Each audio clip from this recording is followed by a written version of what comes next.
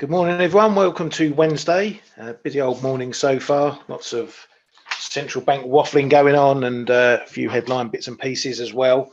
I hope markets are treating you well when you're making loads of pips and, or even better, not losing any. Morning, Kay. Good morning, Ryan. Good morning, everybody. How you doing today, mate? Yeah, I'm starting to feel mentally exhausted from this month of June, to be honest. Yeah, it's going that way. I should have taken today off, given the roster of central bank wafflers going on today. Yeah, we we'll have talk about those in a bit. And we have more to come, yeah, with the ECB powwow in an hour or two. Yeah, Bailey, Lagarde, Powell. Yeah, it doesn't stop.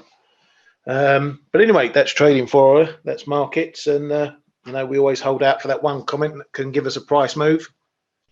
Right, so let's kick off. Let's get stuck into it, as they say. So just going over some of the data. Yesterday, we obviously had the consumer confidence numbers. Now, this was quite funny. They've changed how they release US data now. It's not given under embargo to the newswires. So what usually happened is that you sit here, you watch the screens, and all the numbers pop up. Now the newswires are actually having to go to the websites of the different organisations in the US and pluck the data out as it gets released. So they don't have that advantage anymore. So what we got was a drip feed of the consumer confidence numbers coming in much softer. And that saw the dollar initially drop, yields drop in the US. And then as people got into the data and the other lines dropped, we then got a bounce because the inflation expectations jumped. Now they jumped from a revised 7.5% to 8%. So a big jump in those inflation expectations, and that actually saw bond markets reverse and the dollar reverse, and we got some fairly choppy moves on that. Again, this is highlighting the effect of data currently on prices, and we've seen that again this morning. Anyone who's been looking at bunds over the inflation data will have seen we've been up, we've been down in that. We'll touch on that and look at those in a moment. So yeah, changing fortunes in the US. We're seeing a potentially softer US consumer, but those inflation expectations are running higher.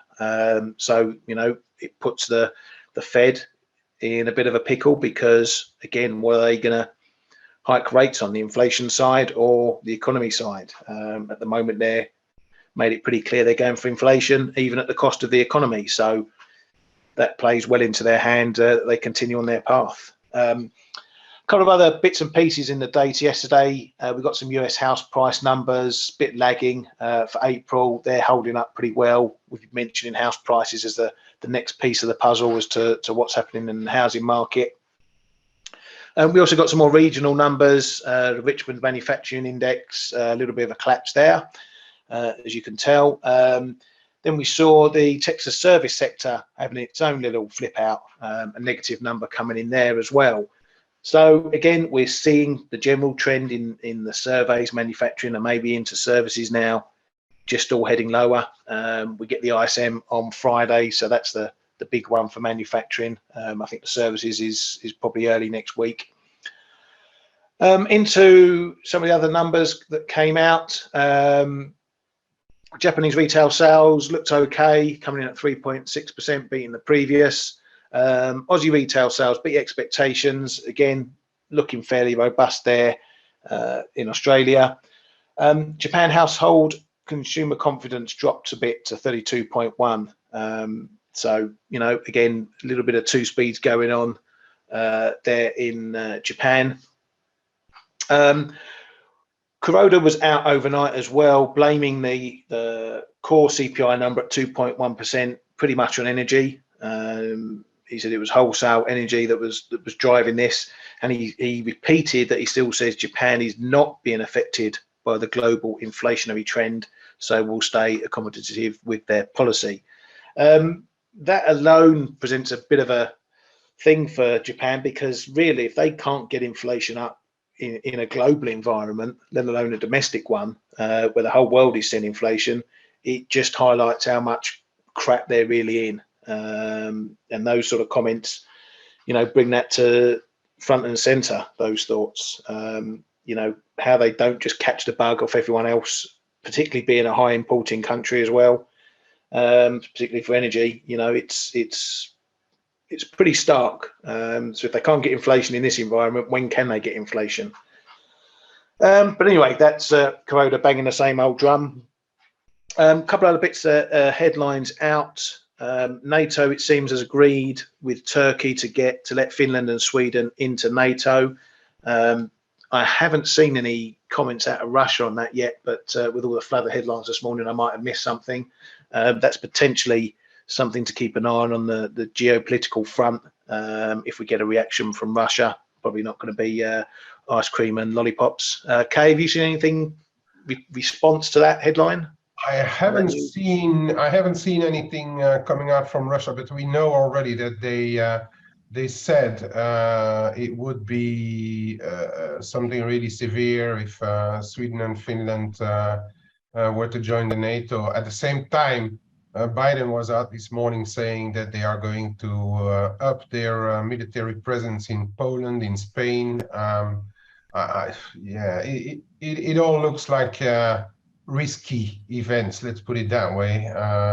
Looking forward, because at the same time they are trying to rein in China, and it's the global geopolitical picture is not looking great right now, in my opinion.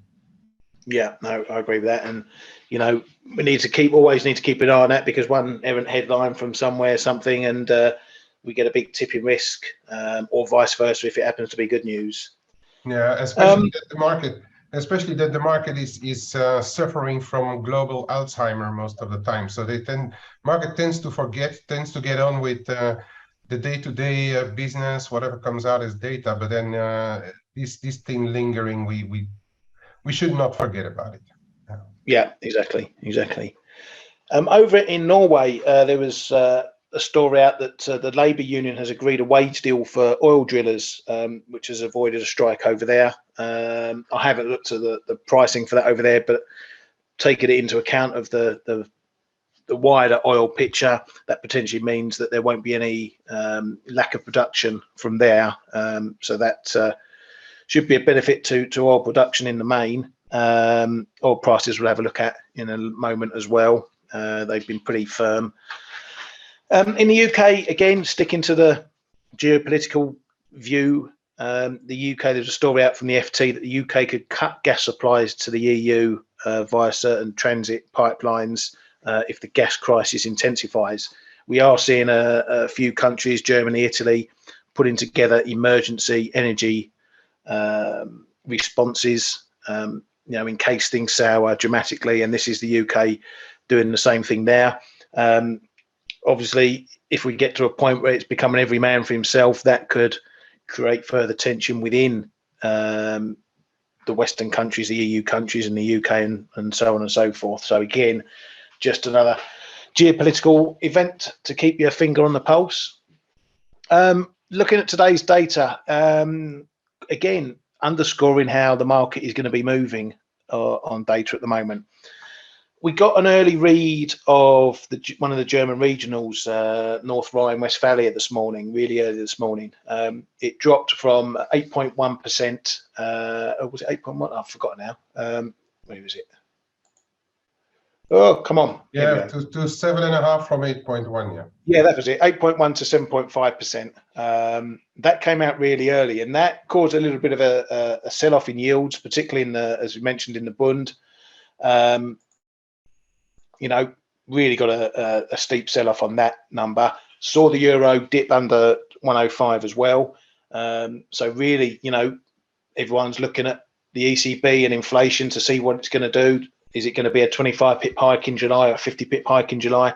Mentioned this early in the week that the inflation numbers could be something that decides that. And we saw from North Rhine that that was a big steep drop. Then we got the rest of the numbers, which by and large all came in softer.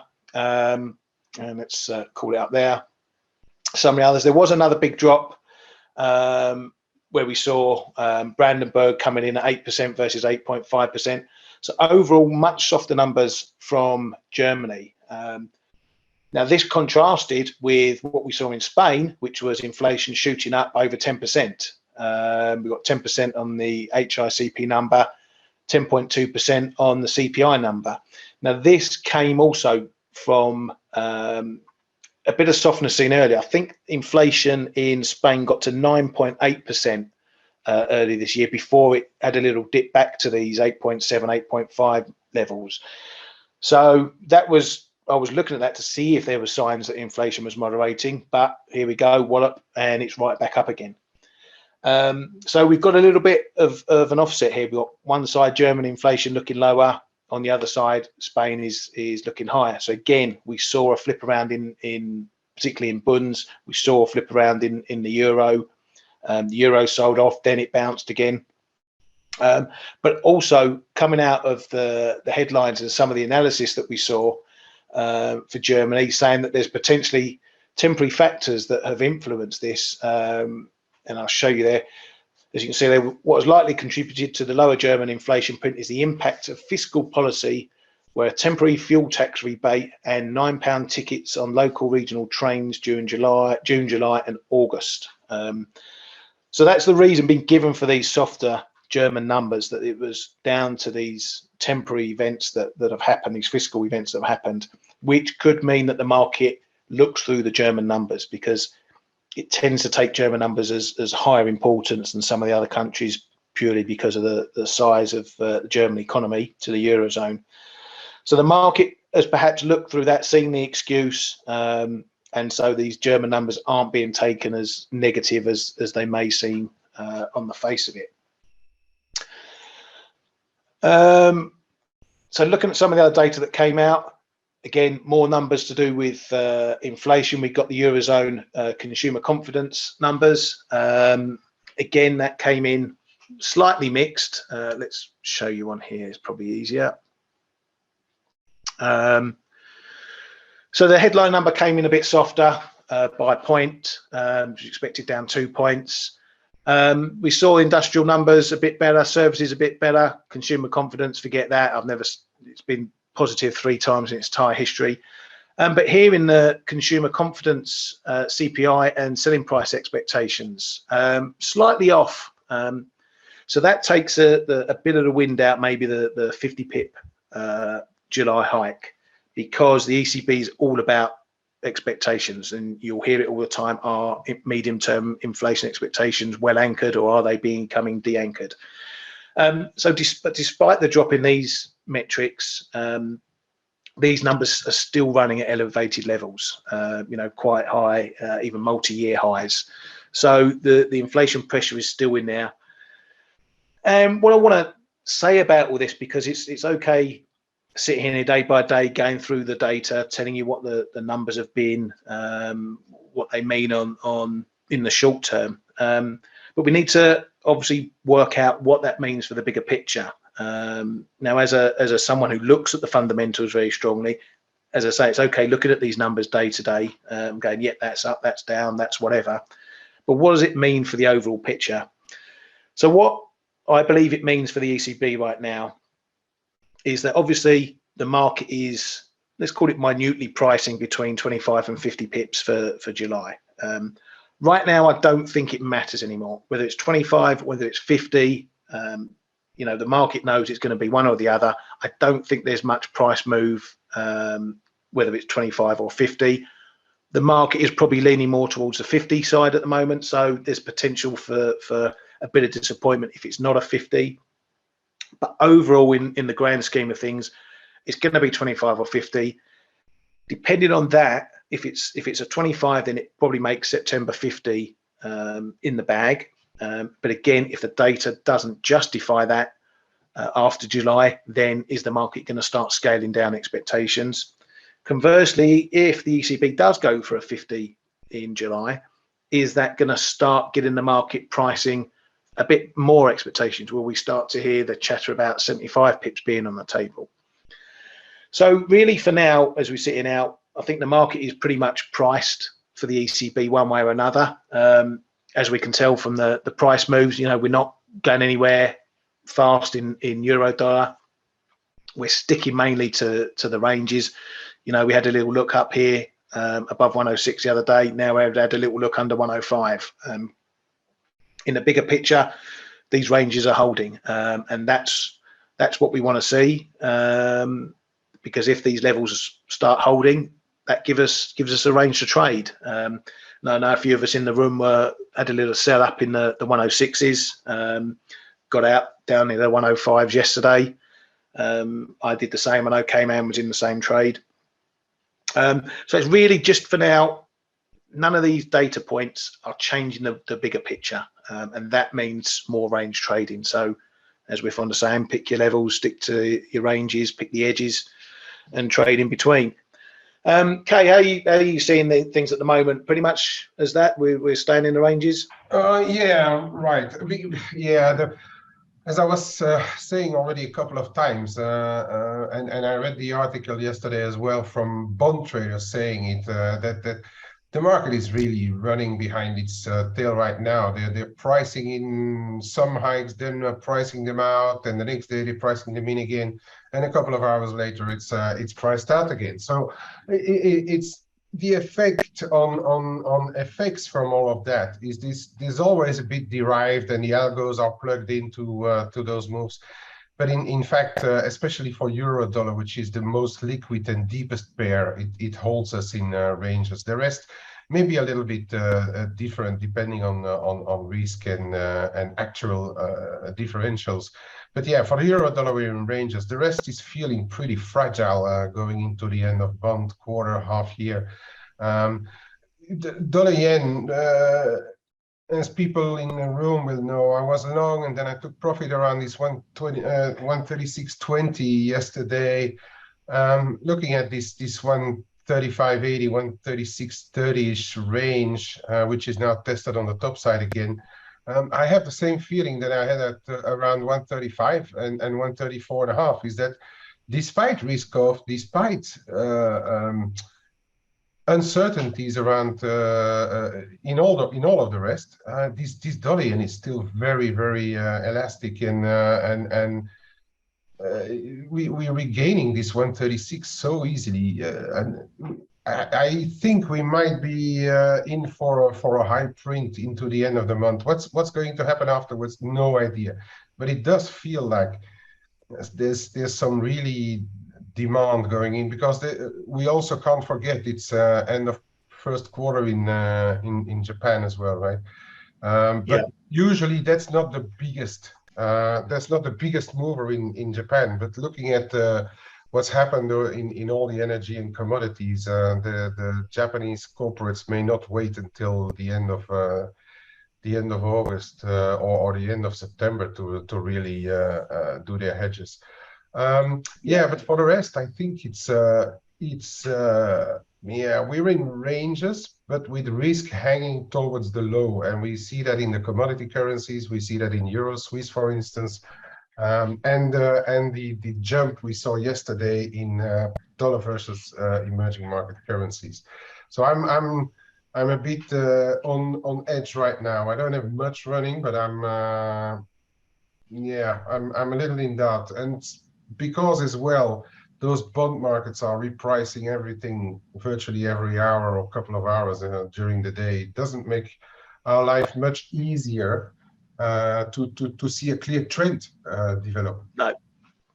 No, I think what was good yesterday was that it was really stark into yesterday's fix that we got some end of month action. I mean, that it was that move in on the fix that got me out my euro dollar short, down into here. We'd seen, the dollar pretty much bid all day long, and that was corporate. Obviously, it was the corporate fix value date end of month yesterday, and we got moved down in euro dollar. Then into the fix, we got a real kicker lower, and that actually marked a bottom there.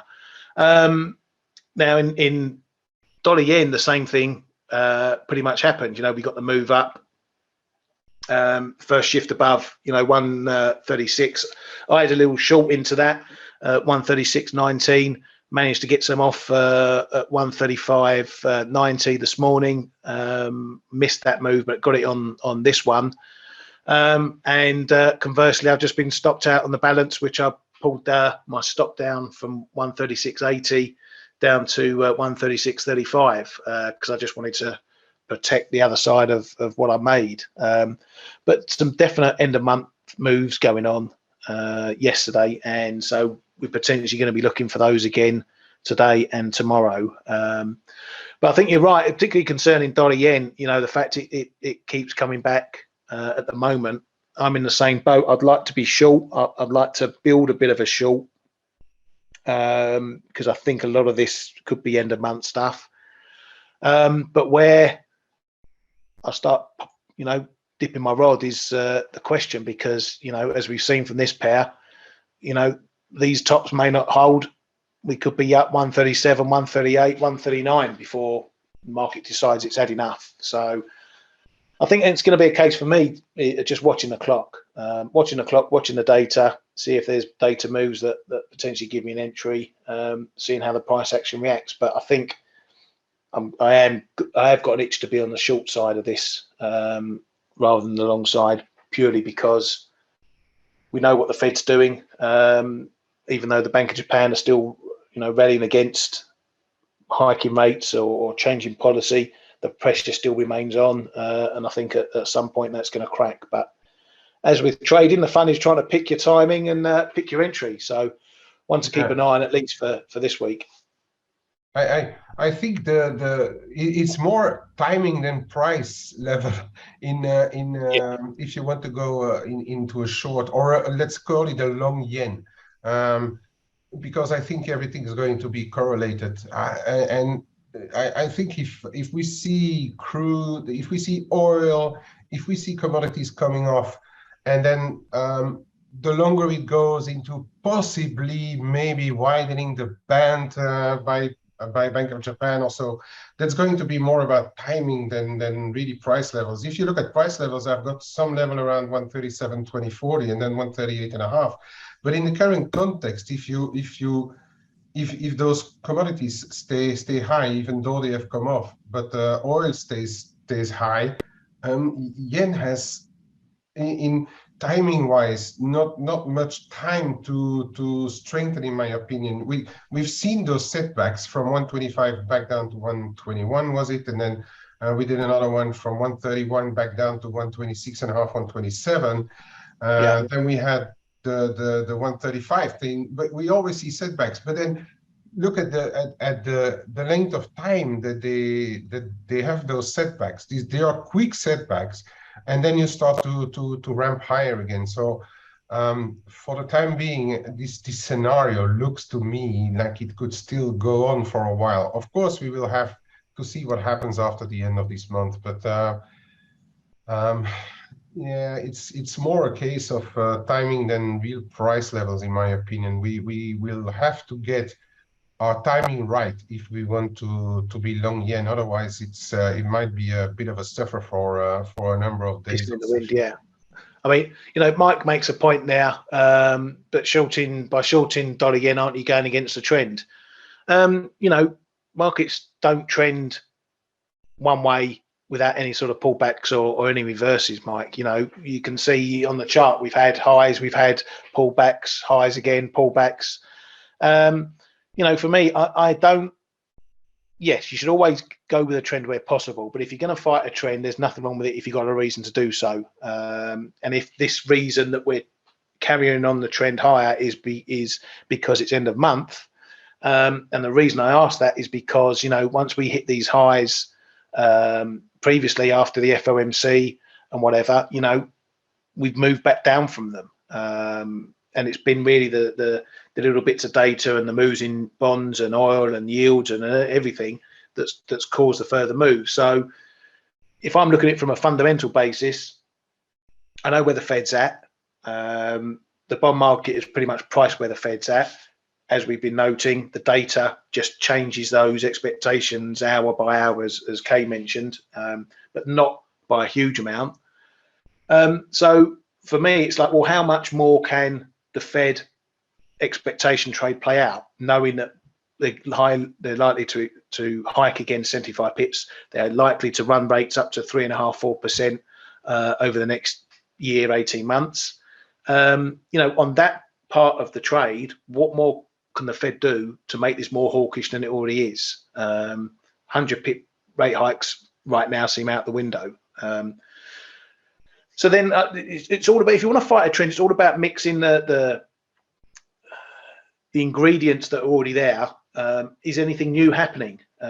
We know that the Bank of Japan is facing increasing pressure. We're not at intervention levels yet, but we could be creeping there. They've gone a bit quiet on that front. It just becomes, in my mind, you know, how many reasons have we got for the price to go up versus how many possible reasons we got for the price to hold or go down. And for me, just some of those reasons why, at the very least, it may not go up as much are growing more than the reasons for it to shoot higher. But as Kay says, you know, it's all about timing. You know, as I say, this end of month stuff, if that's a big driver, this could see 138, 139 quite easily. So if we're trying to fight the trend, I'm going to know that I'm fighting a trend, and I'll judge my risk accordingly and trade my risk accordingly. It's like I always say, if you want to fight a trend, you keep your risk smaller. You don't let yourself be hugely wrong. If you're going with a trend, well, you can give yourself a bit more room because you know you've got the trend on your side. But overall, there's nothing wrong with fighting a trend if you've got good reason to do so. So looking around some other pairs, you know, while we're looking at dollar yen, let's look at bonds. You know, here we do have a bit more up and down action. You know, as I say, we got this softer data coming in that saw the market, you know, buy up bonds, saw yields go down. We got that bit of a flip around, as I said yesterday, over the consumer confidence numbers. You know, came off a bit, then we saw it shot back up to 3.25. Now we're just sort of middling. The market's in a bit of a flux what it wants to do here. Does he want to push higher? Does he want to come back down again? Holding below this 3.2% mark is a bit of a pivot point as to what happens there. So while we're below, I think that we probably stay a bit softer, and that's going to influence the dollar. But again, you know, yields generally, looking around, pretty much similar pictures. You know, we've had these move up in yields, and again, they all seem to be moving in the same direction at the same time, which makes it, as we've been saying, a bit of a zero-sum game for FX, because if Germany and US are moving up in the same sizes, well, you know, euro dollar shouldn't really do much because there's no divergence between them, and that's what we're seeing influenced. Looking at oil, as we said, you know, it's found its feet again, not shooting high, but it's definitely grinding back up again, undoing the drop that we saw from the 122s. Technically, a bit of a level here, 112.5, just purely based on this prior low that we got here. So this is the next level. Pretty small levels in the grand scheme of things. You know, like this break point here, we saw a bit of sideways action, then a break below. Then initially we came up, held it, broke back above, found a bit of resistance to the top of this area, now move above. So it's these sort of little levels that I'm going to be looking at. You know, can the market get above or can it not? That sets the range for something like that. S&P was quite interesting this morning. You know, we're looking at this 38, 10, 11 number. Let's take this out a little bit. Just try and to show you guys and girls. So we got a test this morning. You know, this was a level on the way down, break level, resistance level, break. Now we're finding it as support. It's had a couple of tests today. First this morning, the bounces have been contained around about the 38.30s. So it's coming down to, I think, my old reasoning of too many knocks on the door. The bounce so far off the level has been not overly strong. Good pips if you were grabbing it, but it looks like we could potentially be breaking back under this 38.10, 11 area, maybe down to the 38 number. So that's sort of 37, 95, 97 mark could be a bit of a line in the sand for this whole area as a whole. Kay, you got any thoughts on the indices here? No, not really. I've seen different views, or not even views, but different reasons why. It could be also end of month shenanigans, end of quarter, end of half year. And then some people saying, yeah, but watch out, Friday the 1st, everything could reverse. And I really don't have too much of a view on this right here and now. No. Yeah, and again, as we've been highlighting with end of month in the mix as well. Yeah, yeah, we just did a low print there on the cable into a support zone, and we did the low bang on the hour. So I think we're really in end of month territory there. Cable printed the low bang on the hour. Yeah, and we've mentioned that a week. Keep an eye. 10 minutes into the top of each hour. Because this is when it can get spicy. I don't know if you want to take the charts for a minute, Kay, and go through some of the other pairs that you like to look at. Yes, sir. Hang on just a little minute. All right, let's see where we are. Here we are. Just while you're doing that, there's just been a headline out from ECB's Wunsch saying that government aid may spell more rate hikes. So trying to put some reasons on why they might hike more. They're saying if fiscal policy stays supportive, we have to do more. So, they asked for governments to come up with a big fiscal response. The ECB always asking governments to come up with fiscal responses, and so they have, and so now they're going to blame further rate hikes on it. Yeah, I haven't heard anything else from the ECB since Draghi came on board. So, no. All right. First of all, we're looking at our daily little interest rate differentials.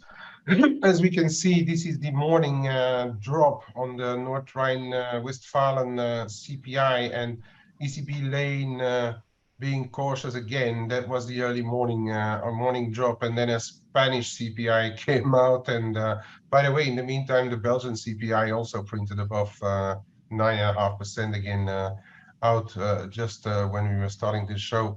So we're back into zero-sum territory as we were talking about it. Yeah, let's look. The special of the day, I'd say, is this one, Kiwi. Have a look at this 62, the figure level, going back to 2019, one test, severe bounce, one test, bounce. Then we had a break with a big acceleration. As it came back there, we tested a little bit, back down, it held, and we started to creep higher. We had similar here in May. We had already a test in June, and it's holding again, and we are back onto that level. It's in my opinion, it's a big level. Whether it be because of end of month or quarter, half year, it doesn't really matter for the hours to come. If a break comes, there is a possibility of some decent stops below there. There is a possibility that momentum funds would get hits down there. But at the same time, be careful. If we break and if we start to accelerate, just continue to keep an eye on the clock, because tomorrow afternoon everything could be finished and we could reverse. So be careful, but be careful for this level. It's a big one. I'd say if we close the month below or the week below, let's say, it's going to mean something. So keep this one in mind. It's mega important in my opinion. It's funny because you get tech levels like that, and if you didn't have the end of month effect going on right now, you'd be thinking, nailed on for a long try, maybe with a break reverse. But you sit in, you've got all this stuff coming in end of month, and it just, I don't know about you, but it just gives me a bit more pause for thought. I'm just a bit more cautious trading and believing what the moves. Oh yeah, absolutely. I'm not really inclined to trade much of it. Although I think if it breaks, we may get an acceleration. But then it's a case of, if you do that, trading like a high frequency trader and trade the break and at least buy half back really quickly if it dumps 30, 40 points. That would be a possibility, but for the time being, I'd rather wait it out to see really what happens. Aussie is a little bit in the same situation for me. We've got a bit of support that built that built from May. We're on there, I think 68.50, 60, and then the low 68.30. There's a bit of a fib down there, 68.20. Watch those levels. We are trading 68.70 right now. It's all very close. So we really have to be a bit careful to what's happening in these sessions, because we can see like quite sizable breaks, but they can equally mean big false breaks coming up. So be careful with the levels, but know that there are quite important levels around there. Then over to the cable, it's back in my 121, 55, 65 zone. As I was saying, we printed the low of the cable bang on the hour as I was watching it. And it just held the support, so I'd say respect it. It's bouncing now back up to 121.70, so that means to me that it was a fixing. So keep this level in mind in case we've got more of the same coming up. It's a pretty cool level which has been holding lately. We could see an acceleration if it breaks below down to 121 the figure-ish.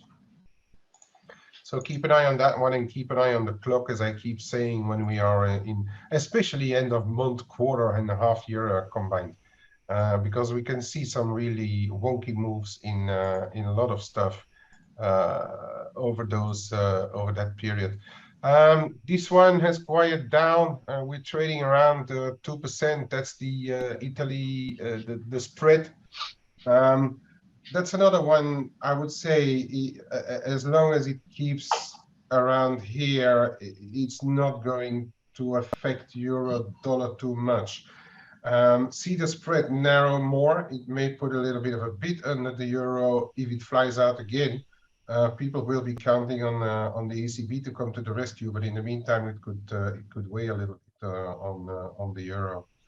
I've got another one that I'm still in position. It's a bit smaller now. I'm still short this one, jobbing the daylight out of this one. It's an absolutely great cross to trade, especially for as long as the SMB stays ahead of the ECB, which may change come July. So I'm going to be a bit careful there.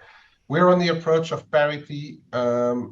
This low last time, 99.75, going to be mega. I would suspect, because the S&P hasn't changed their rhetoric on interventions, I would suspect that a move sub parity would attract them. I wouldn't rule it out at all that we see them sit on the bid if it goes down to parity and below. I may actually close my position for the month and then see what happens starting next month.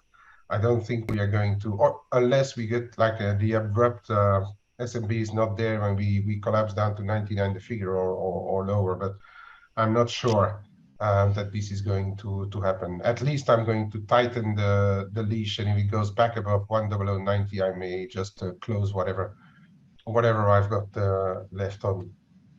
I have to say, it's been good watching you in that one. It's a perfect example of when you get really in tune with the market, and you see someone hitting the rallies, adding back into positions, letting off as it dips, and just being right in the zone with this one. Sometimes you're not quite in the zone, but you still make money. But this one, I know Kay's been zoned in on this, like an arrow.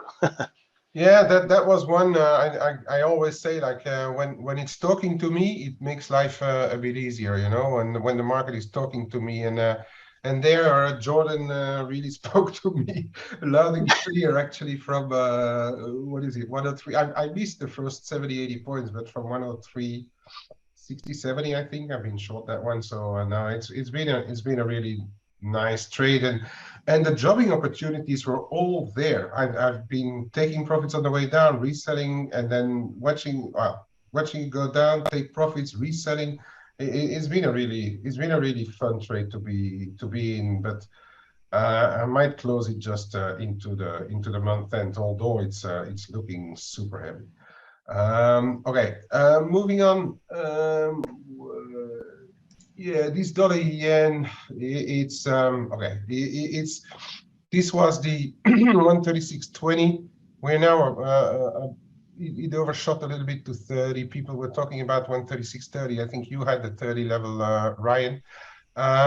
It's going Yep. there. As I was saying, it still looks very bouncy every time we come down. This is the 4-hour. So when you're long yen, you can be long for a couple of sessions, but then it's all over and done, because the Bank of Japan is keeping a lid on the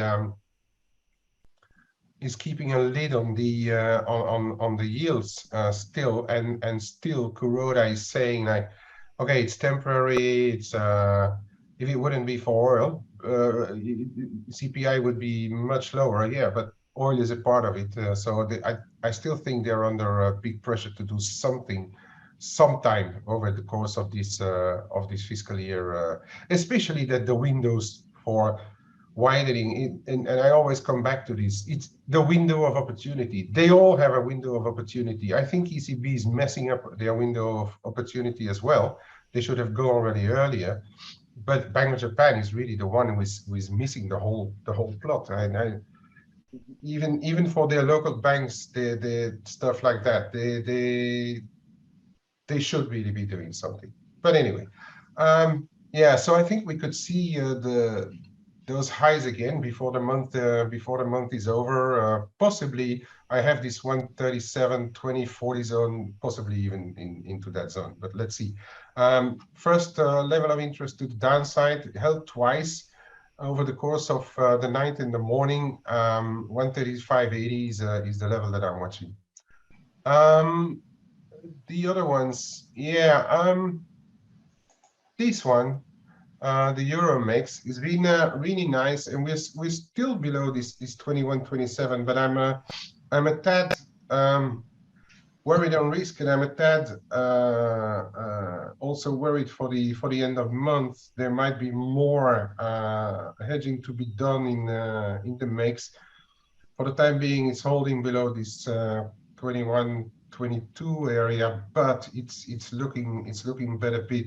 So I've been doing pretty much like I did in the Euro Swiss, sold the break here, and then being like buying back, selling the rips, buying back, selling the rips again. But today I've decided to scale back quite a bit.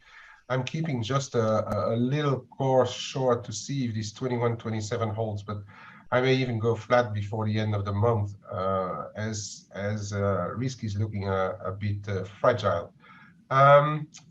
Then on the what else? Oh yeah, the traditionals. Here,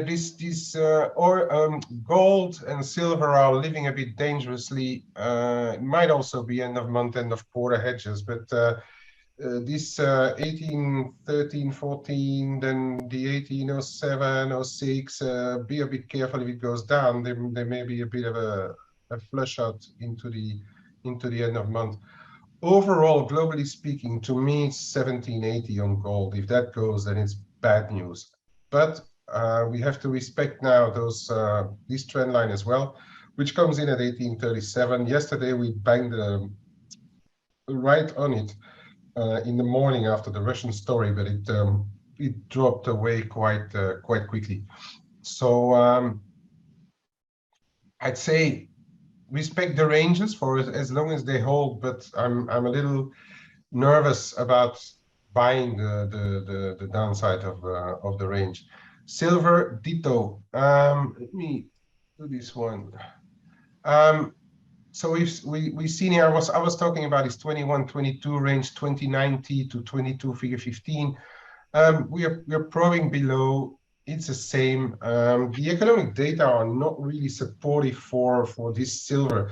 If anything positive comes out, economy is reopening, supply issues going away, this one could really get explosive in the more medium to long term. This one can really get explosive. I do believe in it, but we need to see those reopenings to confirm. So catching a falling knife here is perhaps a little risky, because we can go back into the 19s, 18s, even if the economy is not really behaving well. There's this 1960 here, the 1870 here on the more longer term. I'm going to update my chart to show it more clearly in perhaps today, tomorrow. But be a tad careful when long metals. I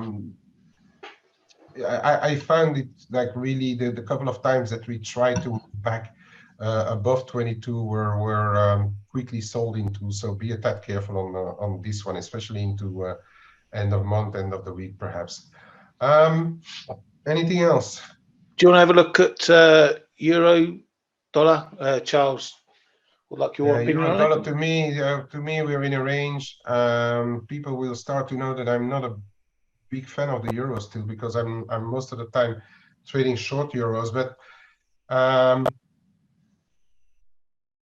yeah, I think so. The ranges are there. You got 104.90 here. I think this is short term. Yeah, a bit of a break that we saw below the 105.5. Top side 106, figure 15. That I think is pretty clear. It is possible that if there's more dollars to buy, we are going back to have a look at 104.40.50, which would be a bit of a zone, in my opinion, and then of course the prior lows. But for the time being, it's really,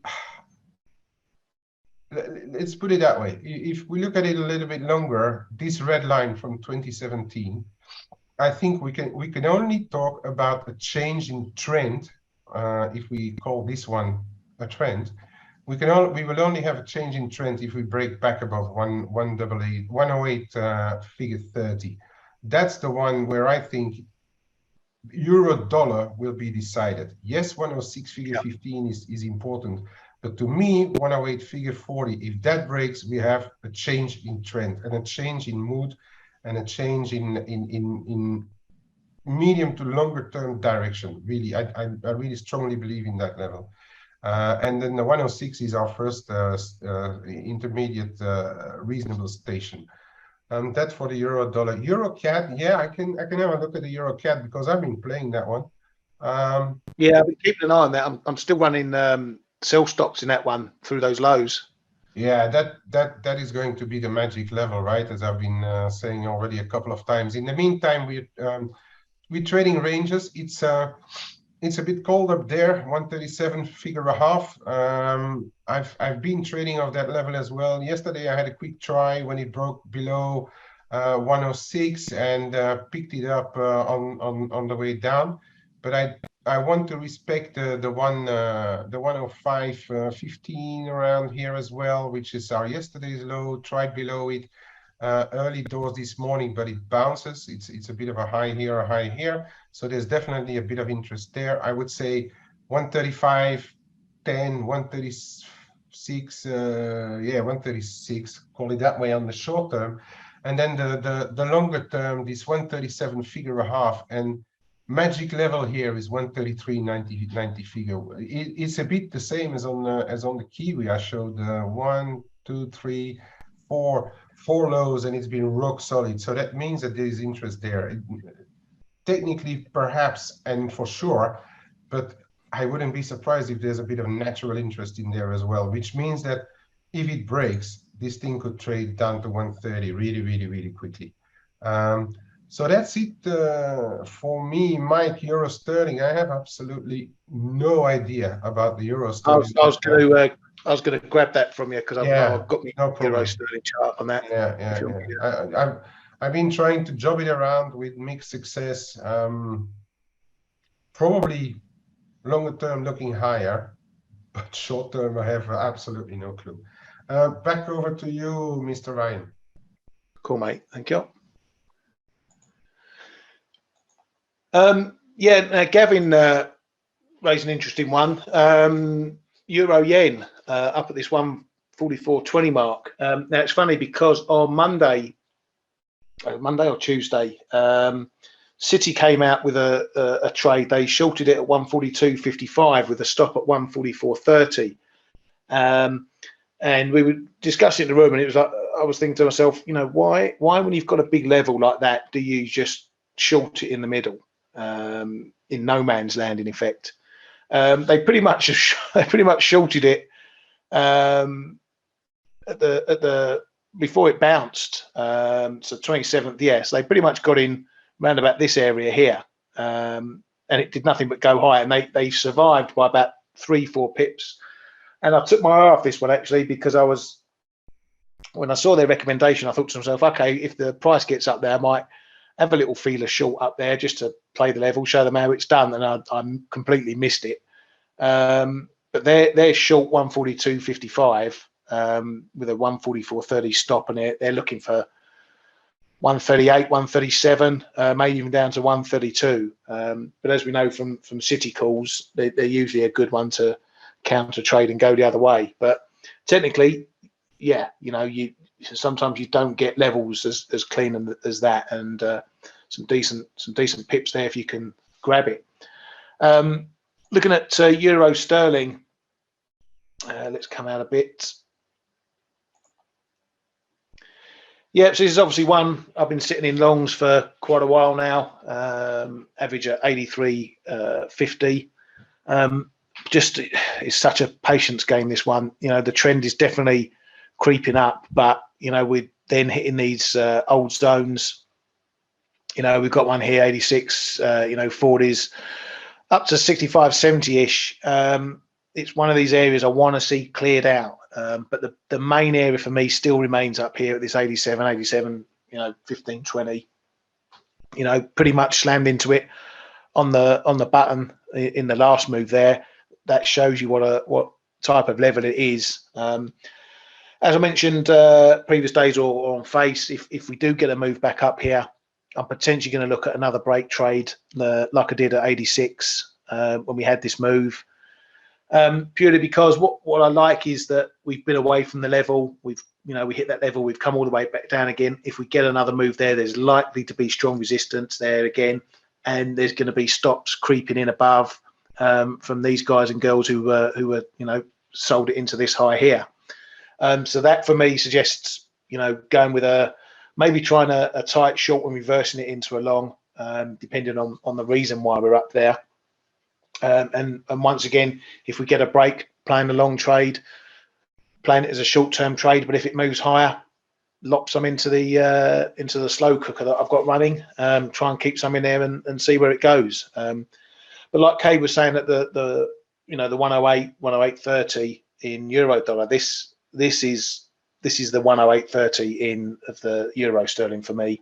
You know, it's a big fib level of this big trend down from 92s that's been running for, you know, over 18 months, nearly 2 years. So these are big levels that we've got here, and you know, you can trade them both ways.